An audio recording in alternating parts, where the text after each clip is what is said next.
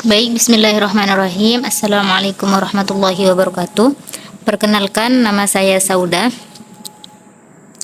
Saya di sini akan mempresentasikan mata kuliah Ulumul Hadis yang diampu oleh Dr. Kiai Haji Ahmad Alim MA.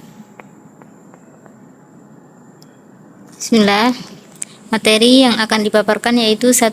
Pengantar mustalah hadis, 2. Mutawatir lafzi, maknawi dan ahad, 3. Hadis musalsal, 4. Ilmu diroyah dan riwayah, 5. Validasi hadis sahih, 6. Tingkatan sanad hadis sahih, 7. Hadis sahih hasan dan dhaif. Ilmu mustalah hadis adalah ilmu yang mempelajari tentang keadaan sanad dan matan hadis. Sanad adalah silsilatur rijal atau mata rantai. Tujuan mempelajari ilmu mustalah hadis ialah agar mampu mengetahui derajat suatu hadis sahih, hasan, dhaif atau maudhu, dan agar terhindar dari berdusta atas Nabi.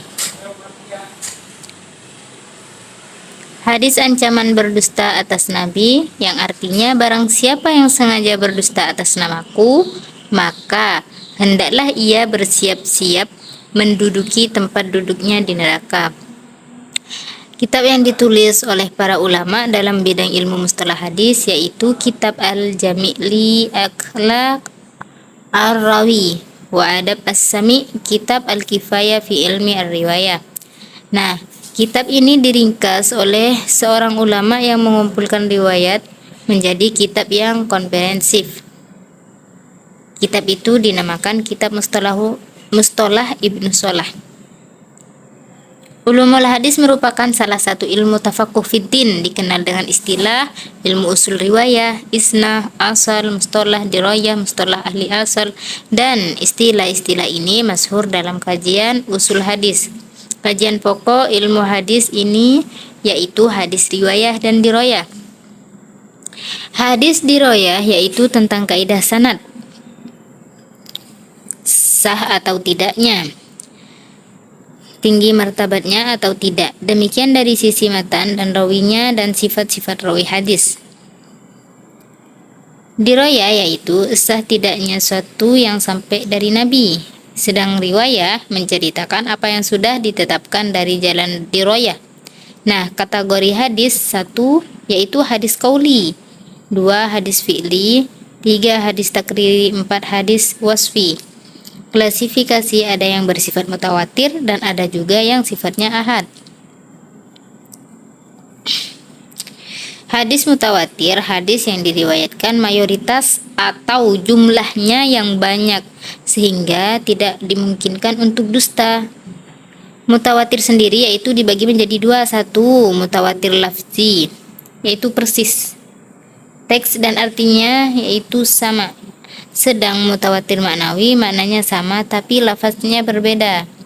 Contohnya yaitu hadis tentang berdoa mengangkat kedua tangan. Nah, sekarang khobar ahad. Jamak dari ahad di makna al-wahid. Khobar ahad diriwayatkan secara personal atau individu.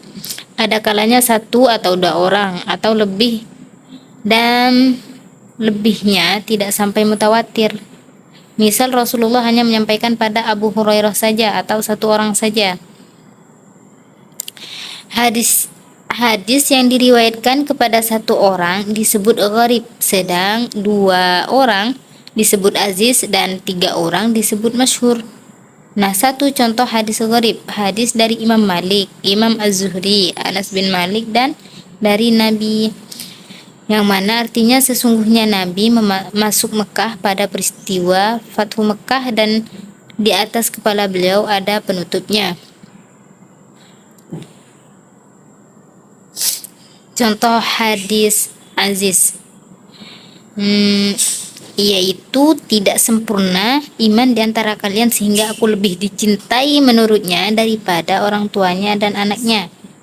Nah, Nabi di sini mengatakan atau didengar oleh 2 orang yaitu Anas bin Malik dan Abu Hurairah. Contoh hadis masyhur yaitu orang-orang muslim yang selamat, orang-orang muslim lain dari lisannya dan perbuatan tangannya.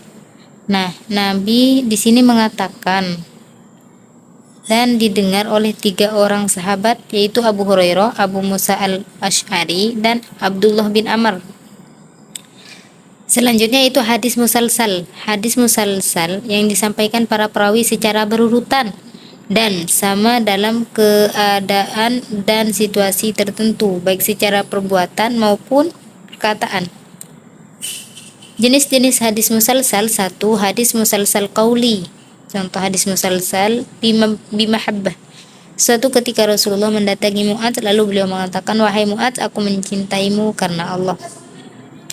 Lalu Nabi mengajarkan doa setelah salat, "Allahumma inni ala zikrika wa syukrika wa husni ibadatik."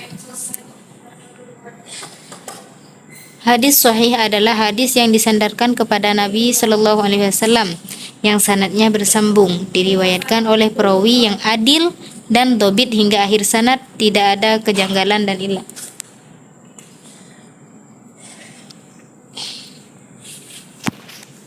Syarat-syarat hadis sahih yaitu: 1. Muttasil, sanadnya bersambung. 2. Yaitu adil, tidak merugikan diri dan orang lain. 3. Yaitu dobit, hafalannya kuat. Nomor 4 yaitu selamat dari syadz, tidak menyelisihi rawi yang lebih kuat. 5. Selamat dari ilat atau cacat yang merusak sahihnya hadis.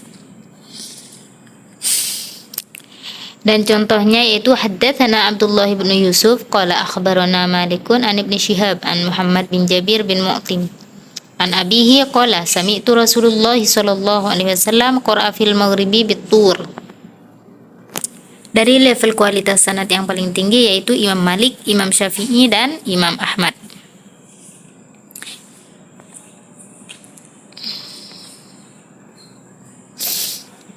Keterangan. Yang dimaksud bersambung adalah orang yang meriwayatkan hadis tersebut bertemu langsung dengan gurunya. Hal tersebut sampai kepada Nabi.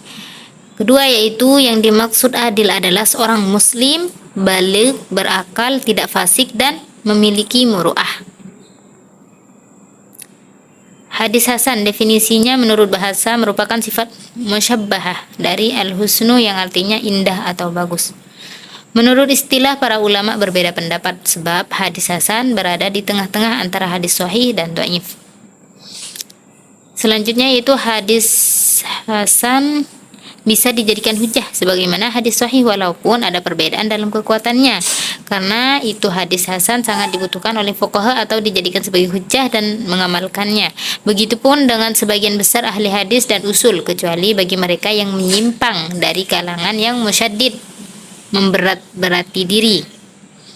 Selanjutnya itu hadis dhaif. Definisi hadis dhaif menurut bahasa yaitu lemah adalah lawan dari kata kuat, dan ad-da'fu memiliki makna indrawi dan maknawi, tetapi yang dimaksud di sini adalah lemah secara maknawi. Sedang menurut istilah adalah hadis yang tidak memiliki sifat hasan karena hilangnya suatu syarat atau lebih.